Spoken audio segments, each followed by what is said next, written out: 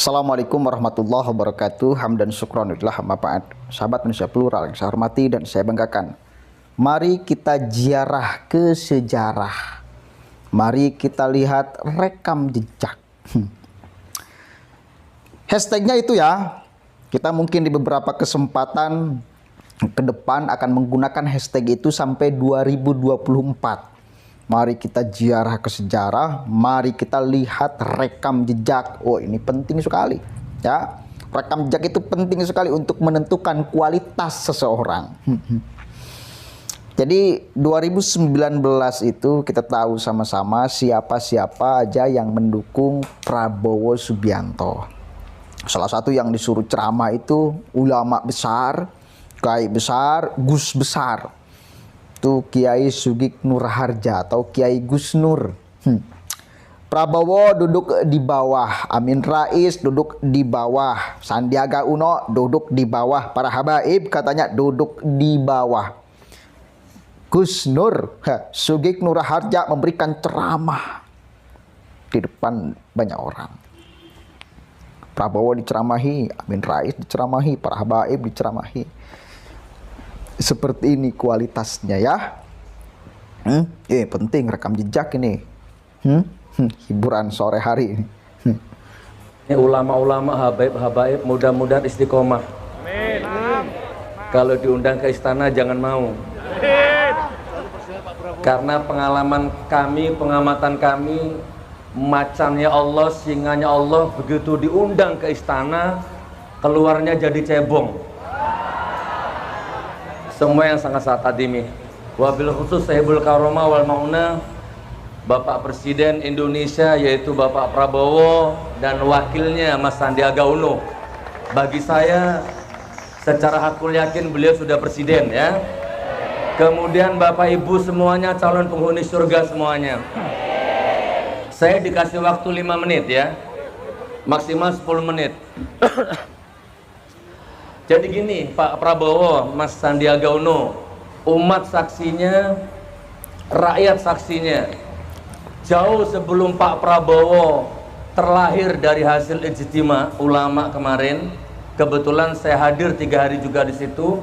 Jauh sebelum nama Pak Prabowo hadir, saya sudah deklarasikan haram milih presiden munafik.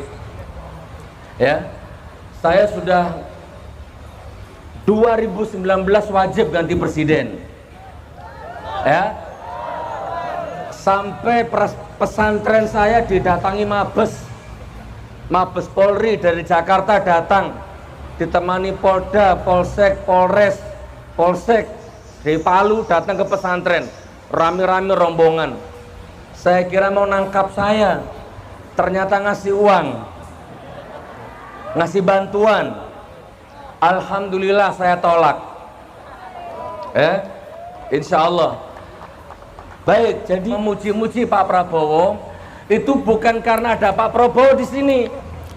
Jauh sebelum ada beliau, di mata saya rezim ini dolim, rezim ini munafik, rezim ini pengecut. Ini Quran bukan? Oh, bukan ya? Masya Allah. Nah jadi gitu, memang 2019 kalau Anda tanya ke saya hukumnya wajib, bukan sunnah. Wajib ganti presiden. Siapa gantinya? Ijtima ulama sudah melahirkan nama yaitu Pak Prabowo. Jadi selama saya jadi manusia saya golput. Insya Allah 2019 ini saya tidak golput, saya akan pilih Pak Prabowo. Ya, bukan karena Pak Prabowo-nya, tapi karena ada ijtima ulama di belakang beliau. Terus kemudian yang kedua, ini saya konsep biar saya nggak lupa. Kalau di Al-Quran ada kalimat fabi ayyi ala'i rabbikuma tukadziban, berulang-ulang Allah menanyakan nikmat Tuhan yang manakah yang kalian dustakan.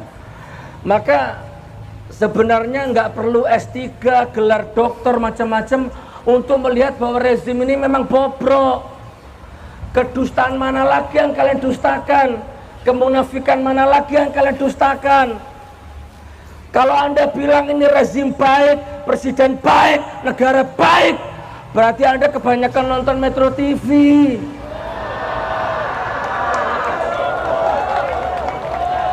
Benar, berarti Anda cebong. Berarti Anda khatamallahu ala qulubihim wa ala sam'ihim wa ala absarihim.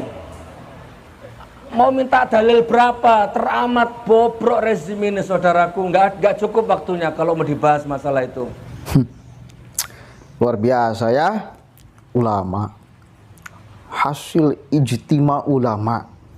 Ulamanya siapa? Sugeng Nur Harja. Astagfirullahaladzim. Betapa ijtima ulama dipakai alat kepentingan politik, bos. Nah, ini namanya politisasi agama itu kayak gini nih. Politisasi ulama itu kayak gini nih. Itu bos, jelas politik banget tuh. Menggunakan ijtima ulama, bahkan dia mengatakan hakul yakin Prabowo bakal jadi presiden 2019.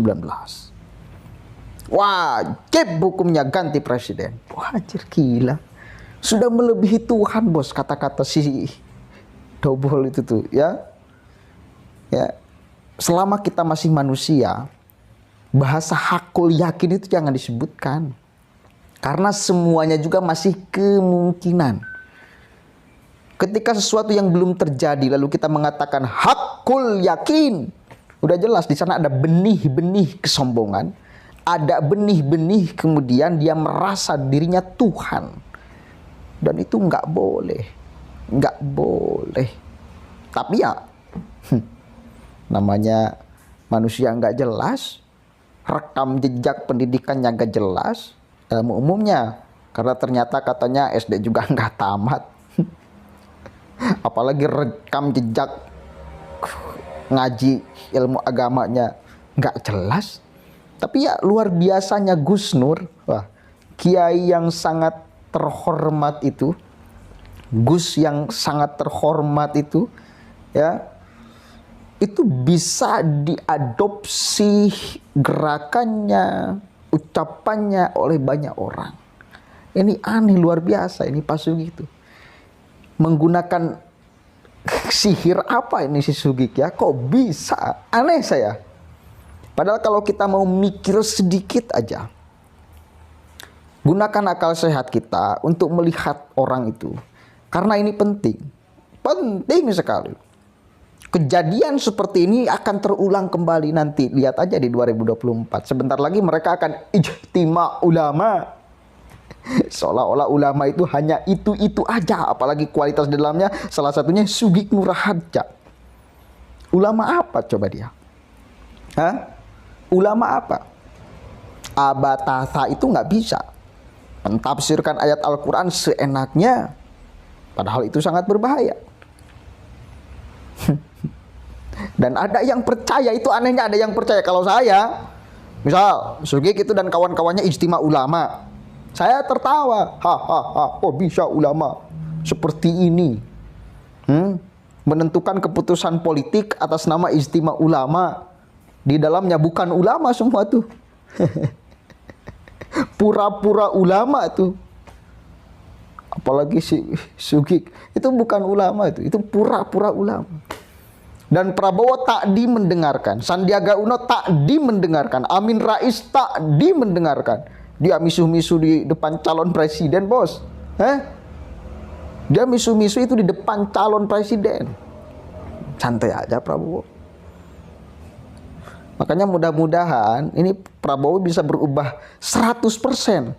Bukan hanya 80%, karena 20%-nya ini kemungkinan masuk lagi ke barisan mereka karena kepentingan politik nanti di 2024. Nah, saya harap Prabowo kalau misal benar-benar setuju nyalon jadi presiden, insafnya 100%. Bukan hanya 80, 90 atau 99%. Bahwa mereka itu kelompok-kelompok dagelan yang nggak jelas. Ngeklaim atas nama ulama, ngeklaim atas nama Gus, ngeklaim atas nama apa. Itu kepentingan politik.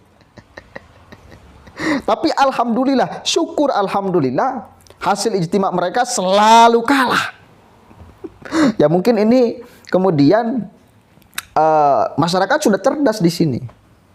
Itu kali lagi masyarakat di sini sudah cerdas. Setiap kali kemudian ada peristiwa politik, lalu mereka melakukan ijtima ulama, nah pilihan mereka itu selalu kalah. Rata-rata kalah terus. Artinya di sini ucapan mereka, hasil ijtima ulama mereka itu sudah tidak ngepek banyak kepada masyarakat. Tetapi kita perlu untuk berbicara ini agar ya satu pun ngepeknya kan lumayan satu pun. Dua pun ya lumayan kan dua pun. Ya. Misal ucapan mereka itu ngepek kedua orang itu lumayan. Nah, yang dua orang ini kan bisa menebarkan virusnya terus. Nah, ini makanya berbahayanya di sini nih. Itu namanya sekali lagi politik identitas, politik agama itu kayak gitu tuh. Jelas-jelas, terang-terangan mereka menggunakan itu. Nggak malu mereka. Menjual agama dengan harga yang murah itu nggak malu. Nggak malu, aneh saya. Dan sekali lagi ada lagi yang ikut itu, yang lebih parahnya itu, yang lebih aneh, yang lebih nggak masuk akal itu tuh. Setelah mudah-mudahan ada manfaatnya. Mari kita berpikir sehat melihat fenomena kayak gini. Karena satu kali lagi fenomena seperti ini bakal terulang lagi. Saya yakin bakal ada istimewa ulamaan. Bukan istimewa ulama, tapi istimewa ulamaan nanti yang memutuskan siapa calon presiden. Dan jatuhnya pasti akan ke Anies. Udah ketebak. Nggak harus istimewa ulama sebetulnya. Udah ketebak Anies pasti. Kalau misal dapat tiket Anies, udah nggak usah istimewa ulama.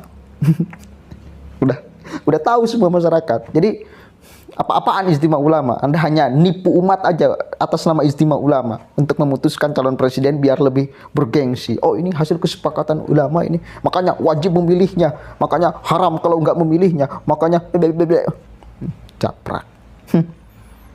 Mari kita cerdas sebagai masyarakat, ya. Assalamualaikum warahmatullahi wabarakatuh.